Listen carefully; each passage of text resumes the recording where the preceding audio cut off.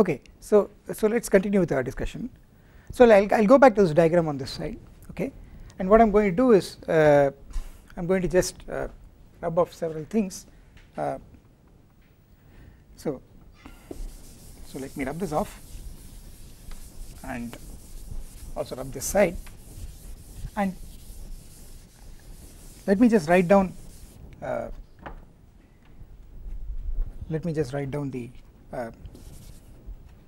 the implication of this lemma here. Okay, so basically on this side, well, the biggest ideal you can think of is the whole ring, of course, and well, the Z of that is of course the null set.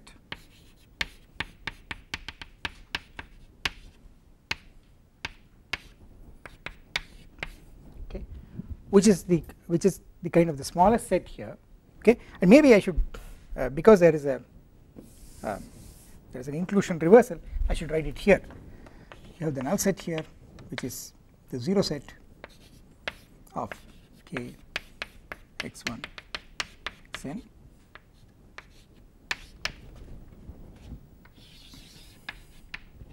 okay, and you know well, then of course if I take a maximal ideal, okay, M is a maximal ideal,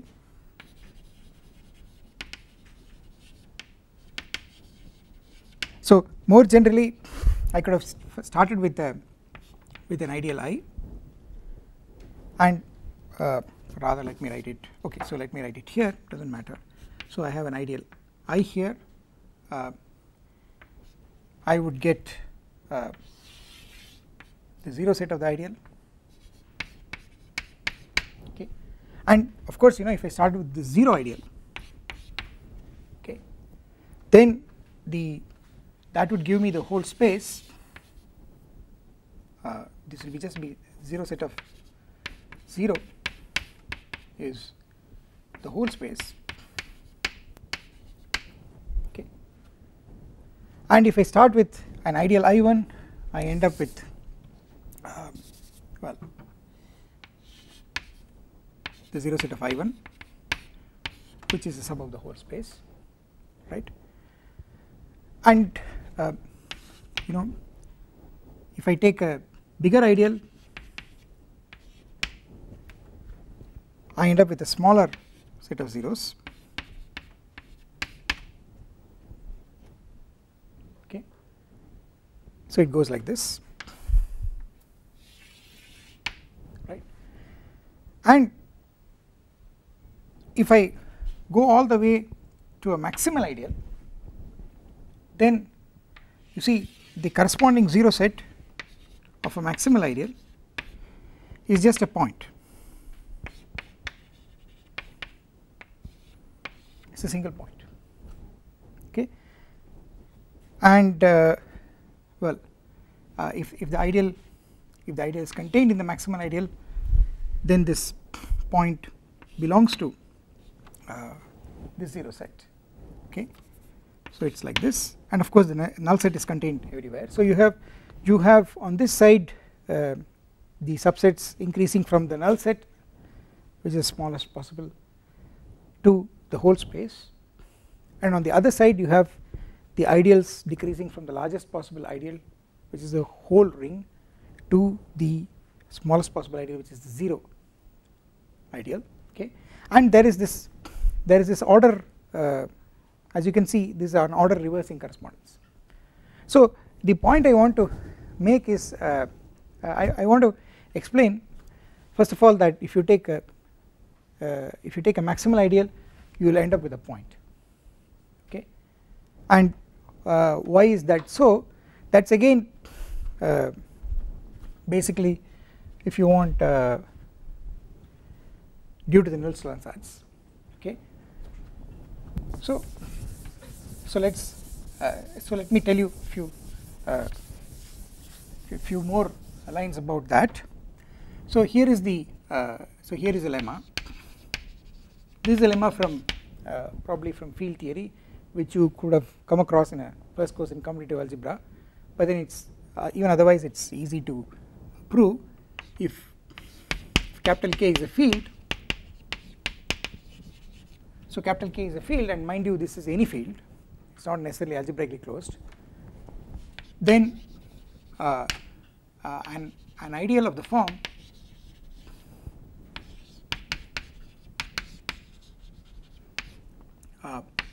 x1 minus lambda 1, x2 minus lambda 2, and so on, xn minus lambda n in K of x1 etc. up to xn with all the lambda i's in K is a maximal ideal.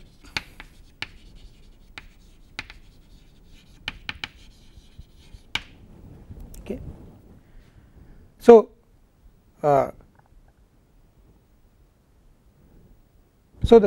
the point is that if you take an n tuple of points of the field, then there is automatically a maximal ideal associated to that. So what this tells you is that there is so let me write that this gives a map from Kn to, let me write max spec capital K x1 etc. xn, which sends the point lambda 1 etc. lambda n to the maximal ideal given by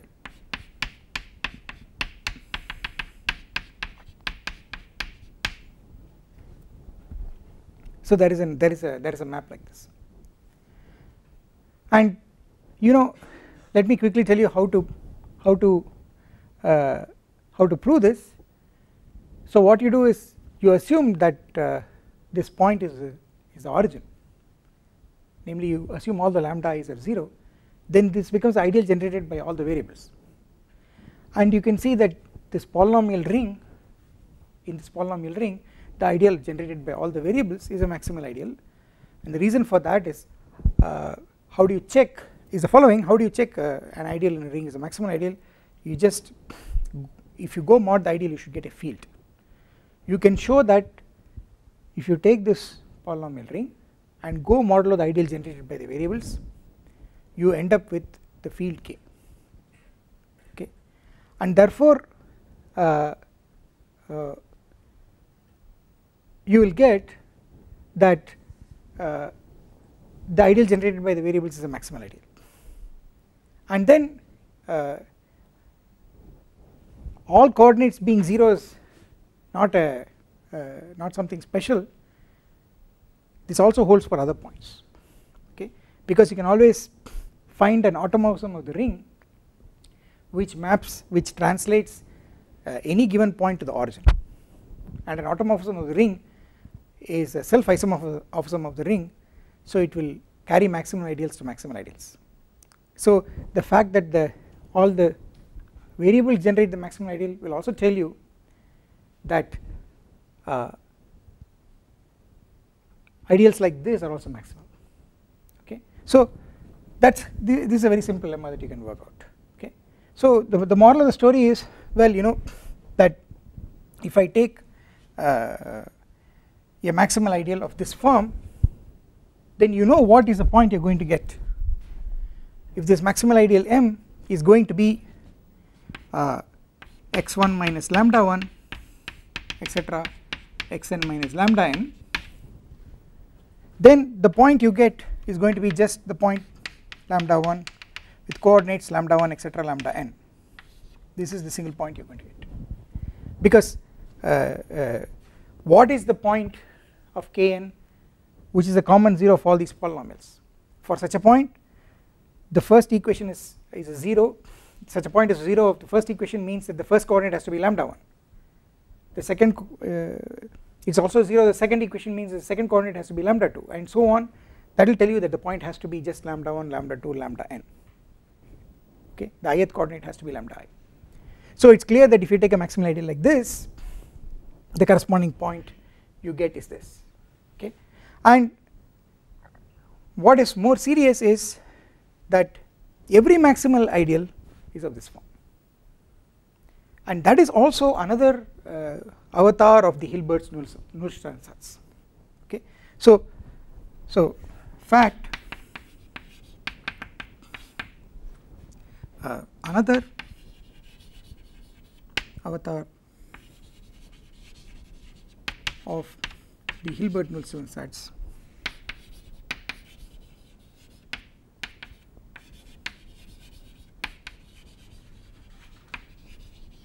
is that the map above is surjective if capital K is algebraically closed.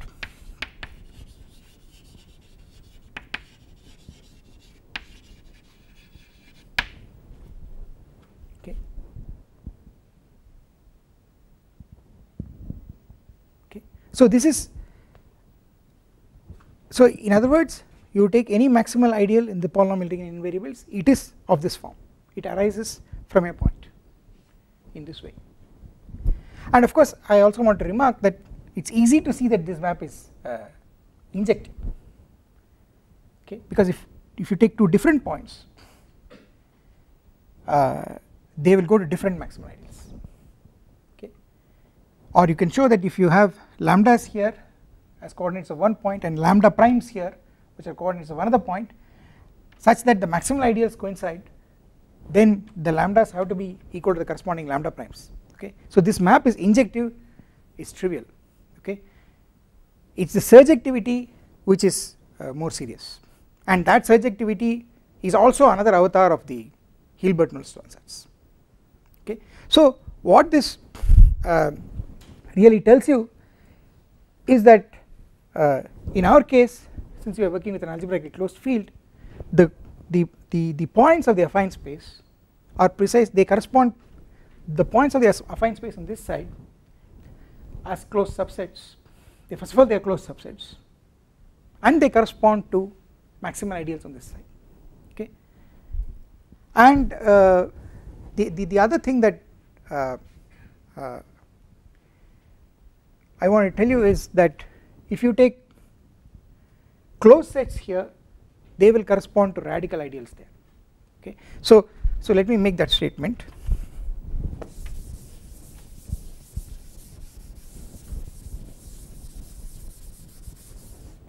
So again lemma, or let me just put it as fact closed subsets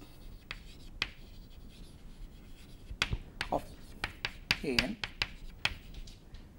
they correspond to radical ideals of K x1 etc xn.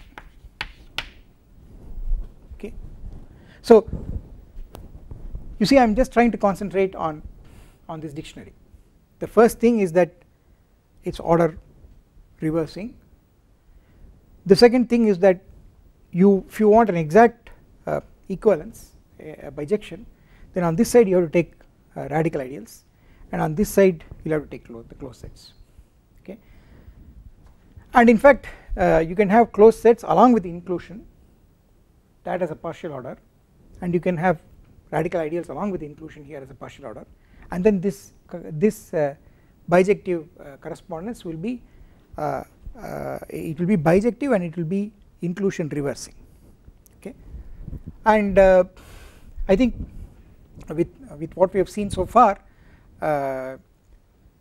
we can more or less you can more or less see why this is true. Of course, I should tell you the map on this direction is z, the map in this direction is script I. Okay, but you can check why both these maps are inverses of each other. It might require a couple of results, so let me do that. If you start with, let f in an be closed, then if I go here and come back, I will get I of well, z of I of f. This is what I get when I go I apply script I, when I come back I apply z, so I get z of I of f. But what is this? This is supposed to be f bar, we have already seen that, and but then f is already closed. If a set is closed, then its closure is equal to itself. Okay, so taking the closure of the set is essentially adding the boundary, okay, the limits in a very naive sense. Okay, so I of z of I of f is f bar, but that is equal to f since f is closed. So what it means is that if you go in this direction and come back, you get the identity map on the set of closed subsets of an. Okay, and let's go from this direction. So from this direction,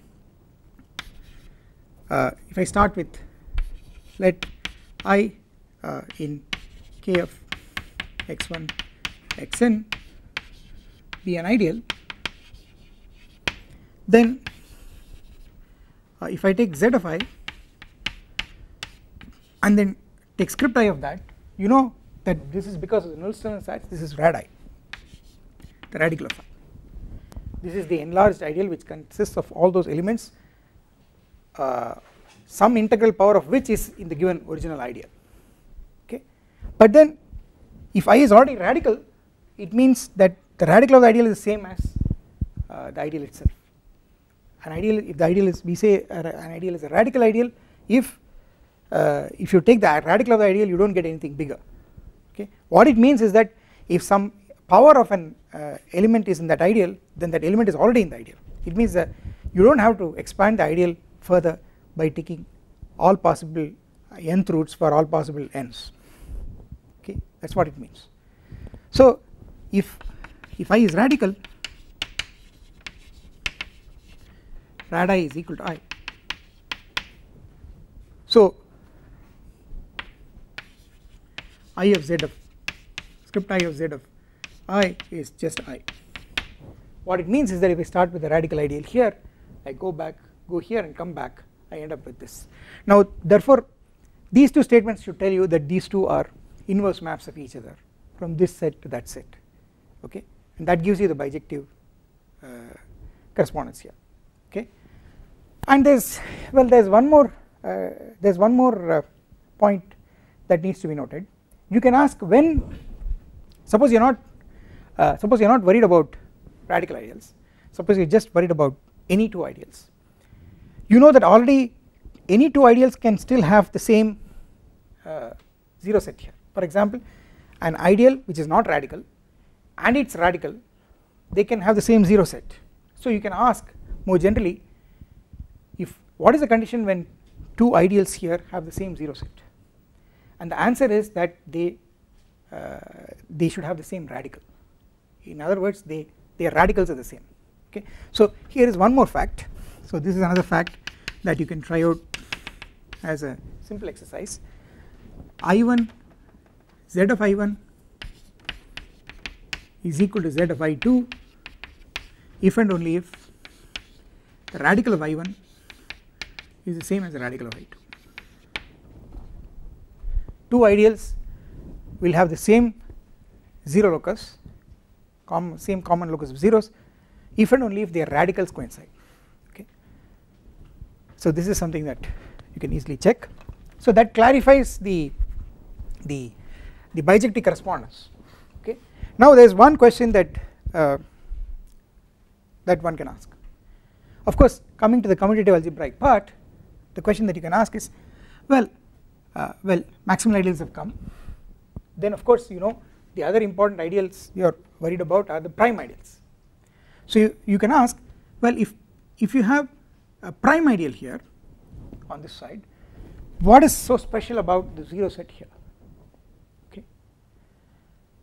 So you can ask, so you know now once you start building this dictionary, you can take properties here and ask what they correspond to on this side. So for example, you can take z of I, where I is a radical ideal, and suppose z of I has some geometric property. You can ask what does it mean for the ideal I. That is trying to come from the geometry side to the commutative algebra side. On the other hand, you could do the other thing. You could start with an ideal here which has a certain property. Okay. For example, maximality of an ideal is a property. Okay. And of course primeness of an ideal is also a property, and you can ask what does that property correspond to on this side when you take the 0 set of the ideal. So that is the question I am asking. If you start with a prime ideal here, what do you get here? What is so special about what you get here? The answer to that is, what you get on that side is a strong form of connectedness of the corresponding 0 set, and this strong form of connectedness is called irreducibility. Okay. So the answer is that the prime ideals here, they correspond to sets on the other side, they are of course closed sets on the other side, but these closed sets are topologically going to be what are called as irreducible sets, and irreducibility is a very strong form of connectedness. Okay. So I will explain that next. So let us do that. So this again goes, so let me, so definition, a subset Y of a topological space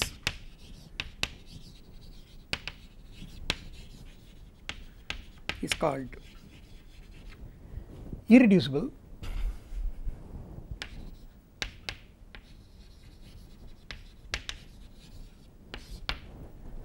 if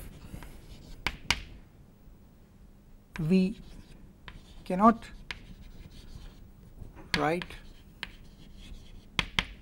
y is equal to y1 union y2, where y1 y2 are closed subsets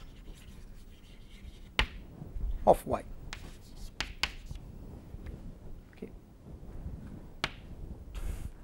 And of course I should say are proper closed subsets of y.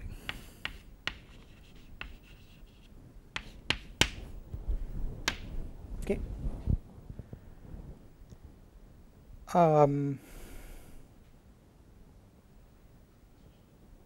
And maybe I should also just to make sure that some silly contradictions don't come, I should say proper closed and non-empty subsets. Okay.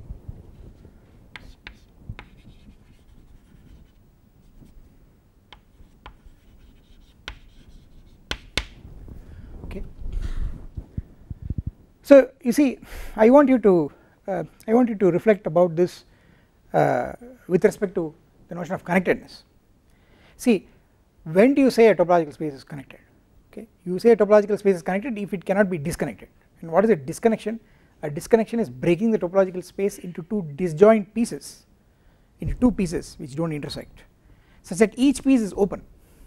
Okay, but then since each piece is the complement of the other, that's because they are disjoint and their union is the whole space. It is also the same as saying that each piece is closed. okay. So saying that a topological space can be disconnected means that you can write it as in two pieces which are closed, okay. And mind you, it can happen that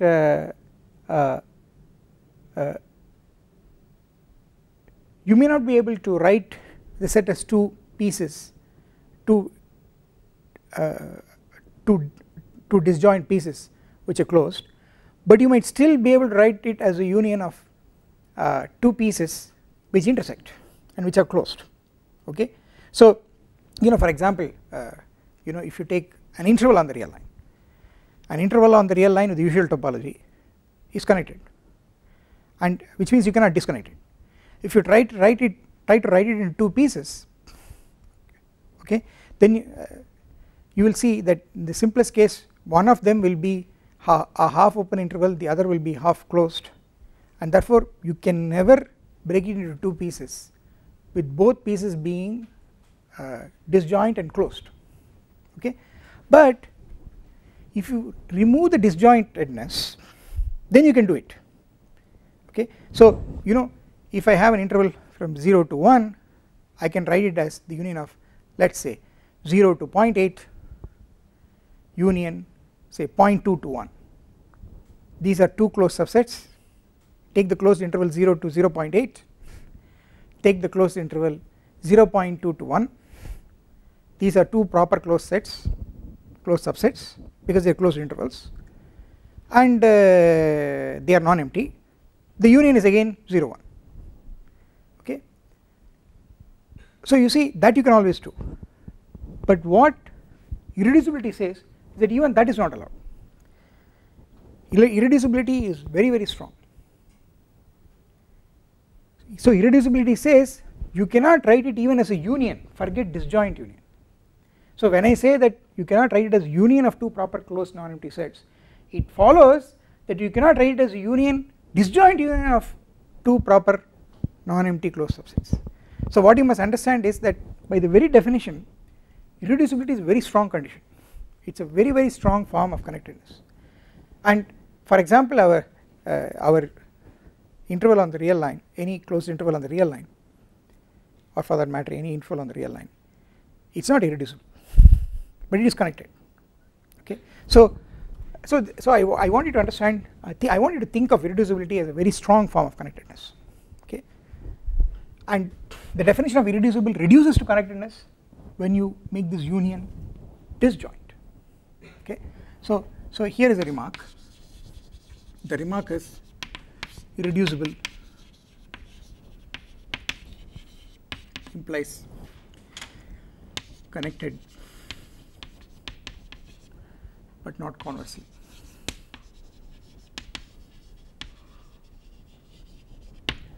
So the converse does not hold, okay.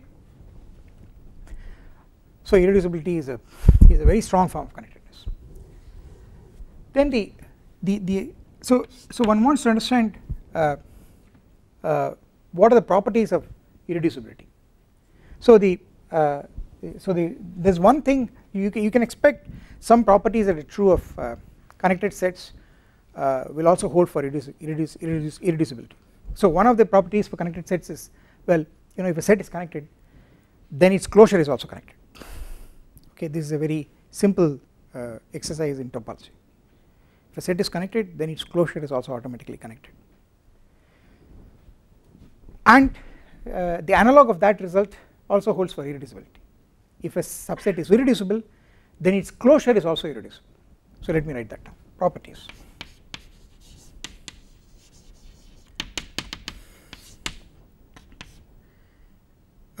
If y is irreducible, so is its closure y bar. This is something, I mean, this is something that you should expect, okay. The point is, when you take the closure of a set, you are only adding the boundary. So when you take the closure, you are not removing anything, and you should always think that trying to remove things might disconnect. So after all, you are adding the boundary, so it shouldn't disconnect. So that's the reason you take a topological connected subset and you take its closure, it will be connected. But of course, just adding something will not help. If you add something that's away, then you already made it into two pieces. So you must add something only in the boundary. Okay, that's so just like adding something in the boundary doesn't affect connectedness, the same way adding something in the boundary is not going to affect irreducibility. Okay, that's exactly what this statement means. That's one thing. The second thing is there's something even more serious. It's about open subsets of an irreducible set. Okay, so but before I go to that, let me again remind you, what do you mean by closure? The closure of a subset is the smallest closed set which contains that subset. So it is the intersection of all the closed sets which contain that subset. That's how it's defined. Okay, fine. So let me continue with my earlier statement. Irreducibility means a lot for open subsets. And what does it mean? It means the following thing: you take a subset which is irreducible. Okay, then every open subset is not only irreducible again, but it is also dense. Okay, so that's a very, that tells you how strong irreducibility is. Okay, so but 2, if Y is irreducible, every open subset of Y is irreducible and dense. So let me explain. So there's something that I wanted to say that I forgot to say. Let me say it now. See, when I say Y is a subset of a topological space and it's called irreducible if you cannot write it as a union of two proper closed non-empty subsets, what do I mean by closed subsets? Okay, so what do I mean by closed is with respect to the induced topology. So if you have a topological space and you have a subset, then the subset itself becomes a topological space in what is called the induced topology. And what is this induced topology? It's very easy. You simply call, to define a topology on a subset on a space, you have to just give me a class of subsets which you might call as open or closed. If you call them as open, they should satisfy the axioms for open sets, and if you call them as closed, they should satisfy the axioms for closed sets. So for example, when I say y1 is closed in Y, what it means is that y1 is gotten by intersecting Y with a closed set in the bigger topological space, for which I have not given a name here. If you think of Y as sitting inside topological space capital X, then when do I say a subset y1 of Y is closed? It is said to be closed if it is gotten by intersecting Y with a closed subset of X, the ambient, the bigger space. Okay, so whenever you say closed or open with respect to a subset, it means it's gotten by taking a closed or open with respect to the big topological space after intersecting with the subset. Okay, that's what closed or open in a subset means. This is called this is the language of induced topology. Okay, so that's what I mean when I say an open subset of Y. An open subset of Y is nothing but an open subset of the big space in which Y sits intersected with Y. Okay, and of course the more important thing is, so the point is that any open subset is irreducible. Okay, which means that irreducibility is a property that passes on to open subsets. Okay, and you see, this is not true for connectedness. An open subset of a connected set need not be connected.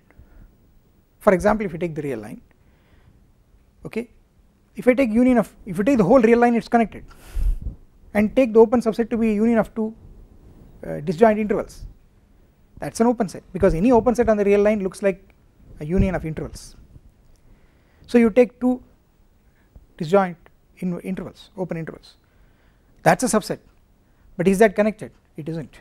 Okay, so you see, but irreducibility is something that passes on to an open subset. Of course I should again say that whenever I say subset I should always keep worrying about the non-emptiness, so I should add that every non-empty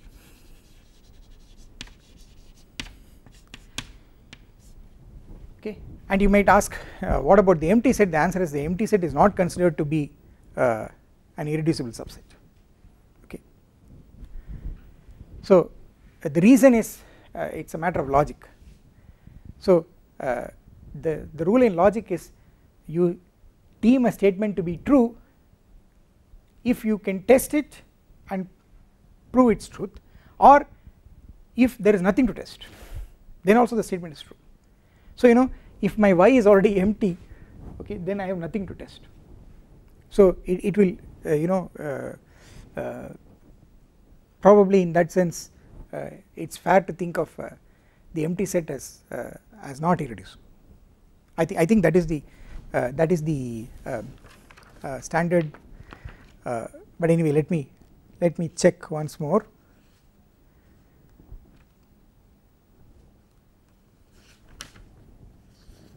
Yeah, the empty set is not considered to be irreducible. So so the book that I am following, which is also given as a reference for this course, is the standard book by Robin Hartshorne titled Algebraic Geometry. It is a graduate text in mathematics series, GTM 5.2 by Springer Verlag, and it's more or less the first chapter that I am trying to cover in this course okay. Fine. So as I told you, the empty set is not considered to be irreducible, right. So whenever I say open subset, of course I am taking a non-empty open subset. So you see, irreducibility passes on to a non-empty open subset, which is not true of connectedness okay. And more importantly, this is the more important condition, it is dense. In other words, you take an irreducible space, take an open subset, not only is that open subset irreducible, but it is dense. What does it mean to say it is dense? It means that the closure of that will be again the whole set. So let me write that down, that is the closure of the open set in Y is Y itself okay. So you know why this is so important for algebraic geometry is because you see it's like you are saying every point of Y is in the boundary of every non-empty open subset of Y, that is what you are saying. So what this means is that you know if you want to test things, you want to test properties which are going to be preserved under limits okay. For example, but when I say limits, take it in the naive way okay, because I can't really talk of limits unless I have a metric and I have notion of convergence and so on and so forth. I do not have all that here, but I am just thinking of limits as trying to add the boundary okay. So when I say any non-empty open subset is dense, what I mean is that its closure, its boundary, when you add the boundary to it, you get the whole set, which means that every point of the set is either a boundary point that occurs in the closure or it's in that open set. And so any properties that are preserved when you go to the boundary, they can be tested on an open set okay, because testing, if there is a property that is true, if there is a property which is such that it is true on a subset and then it is also true on its closure, then such a property can just be tested on any non-empty open set, then it will automatically be true on its closure, which will be in the whole space. So that is the importance of, that is one of the important outcomes of it being dense. Then the other thing is that you know if you take any two open sets, they will always intersect That's again because of this denseness. Okay. So what this so that's another thing. You cannot you take any two non-empty open subsets, they will intersect. Okay. So what this tells you is that in an irreducible space the open sets are huge. See, in the if you are for example thinking of an open set on the real line, okay, I can make the open set smaller and smaller, okay, or if I take the open interval 0 1, okay, I can find two small open sets, two small open subintervals of that which are disjoint from each other, which do not intersect, and then I can make them as small as I want, but I can't do that here in the case of an irreducible topological space, because if you take an irreducible topological space any two open subsets will intersect, you can't make them very small. So this is one seeming disadvantage with irreducible subsets, namely that you cannot get very small open sets, but then the fact is the amazing fact about algebraic geometry is even with this much of information you are able to do all the geometry that you want. Okay. So let me write that down here. In particular,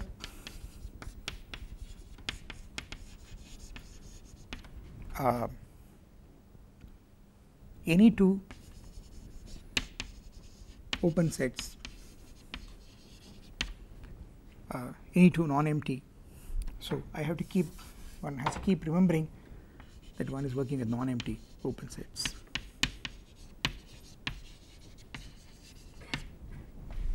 Intersect in an irreducible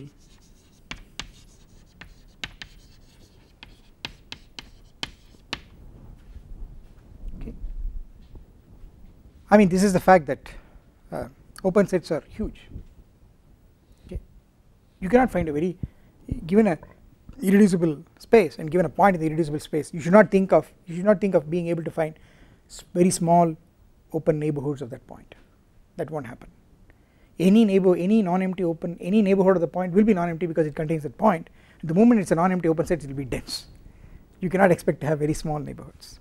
You see, this gives you the feeling, again let me repeat, this gives you the feeling that you cannot make an infinitesimal study around a point like you do in the usual analysis. You cannot take smaller and smaller epsilon neighborhoods and do analysis. It gives you that feeling, but that's not true. The fact is that the analysis is not done on the geometry side, the analysis is done on the commutative algebra side, okay, by studying the so called local rings of the commutative ring, which are obtained by localizing the commutative ring with respect to various prime ideals or maximal ideals. So the limit process and its and what you get from it in calculus is kind of already buried there in studying the local rings. Okay. So you should not get a negative feeling that, well, I am not able to get very small open sets surrounding a point, so I can't do any analysis. That's not true. Okay. So well, so this is the other thing, and okay. So let me come back to this question here. If I start with a prime ideal here, then what do you get on that side if you look at the 0 set? So the answer is, if you start with the prime ideal here, the 0 set of the prime ideal will be an irreducible closed subset, and conversely if Z of I is an irreducible closed subset, then the radical of I has to be prime, and if you have already chosen I to be radical, it means I has to be prime. So what it tells you is that the prime ideals on this side, they correspond to the irreducible closed sets on this side. Okay. So that gives you an answer as to what the commutative algebraic property of an ideal being prime means in terms of geometry. The commutative algebraic property of an ideal being prime translates into the geometry that the 0 set of that ideal is an irreducible closed subset. Okay. So let me write that. So let me keep this diagram here.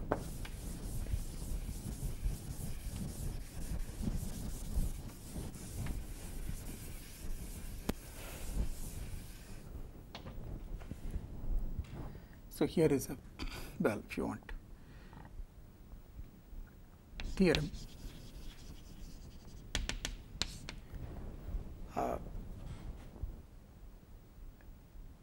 if I in K x1 through xn is an ideal, then Z of I in an is irreducible,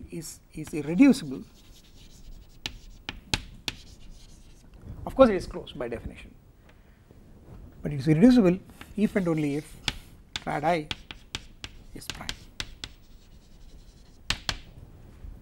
Okay. So that what it means is that if you already have started with a radical ideal, then the 0 set of the radical ideal is irreducible if and only if the ideal you started with is was already prime. Okay. And a prime ideal, if you take the 0 set of a prime ideal, that will also give you an irreducible closed subset. Okay. And in fact the reason why we are interested in irreducible closed sets, of course we got into this notion of irreducibility because it is the translation of primeness. Okay. But then you might ask in what other ways it is useful. So the answer is it is useful in several ways. The first thing is that if you start with a prime ideal, the advantage is if you go modulo a prime ideal, you will get an integral domain. Okay. You take any commutative ring and you go modulo a prime ideal, you will get an integral domain.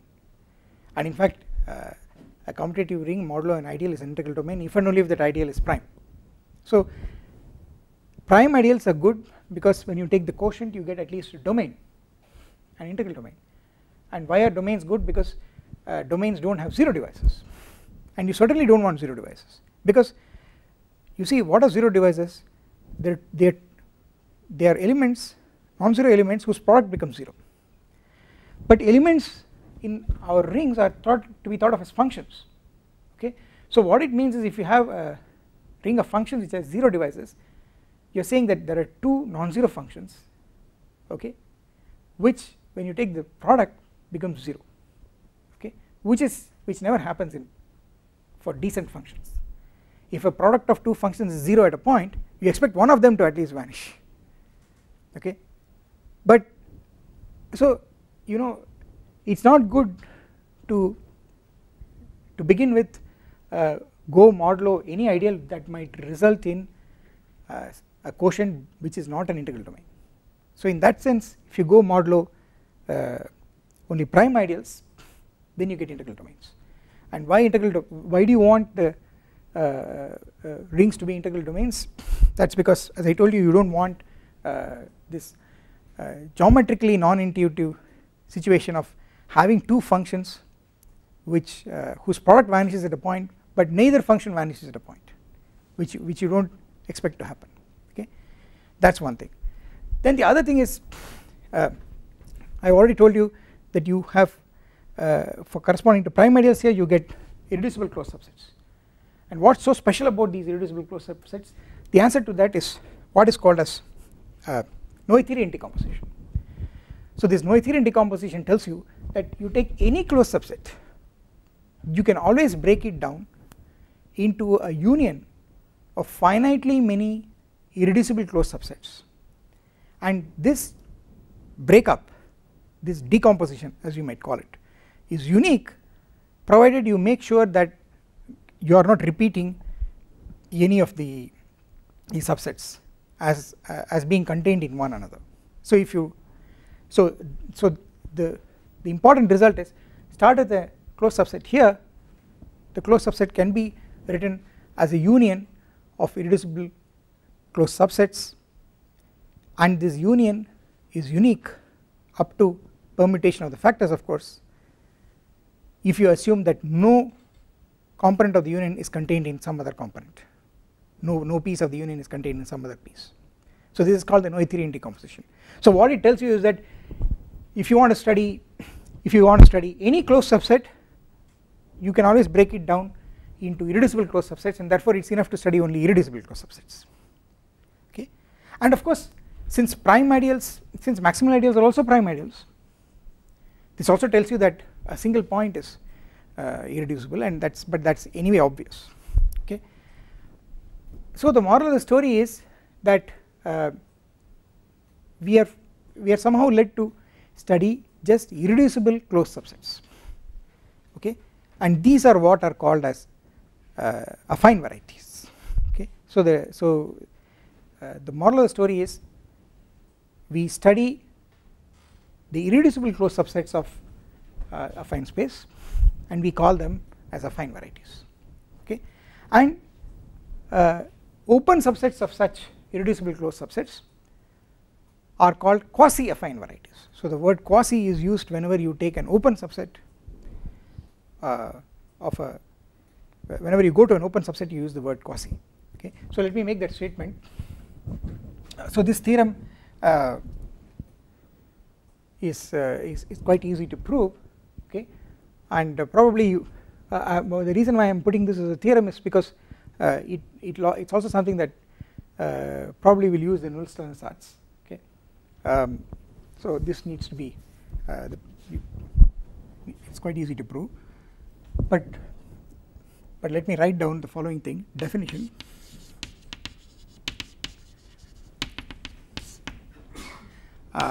An irreducible closed subset of an is called an affine variety,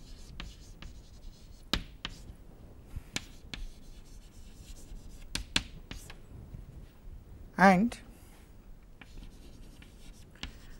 an open subset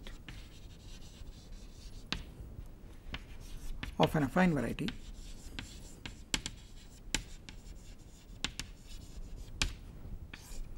is called a quasi affine variety.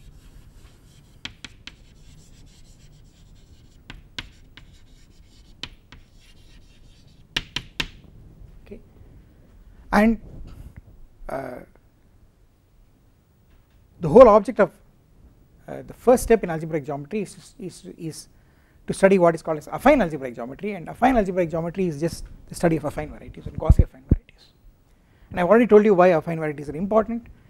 They're important because any closed subset, any algebraic set, any closed subset can be uniquely decomposed into a finite union of affine varieties.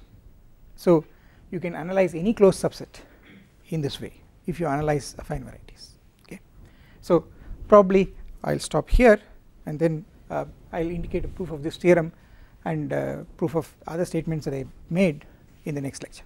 Okay.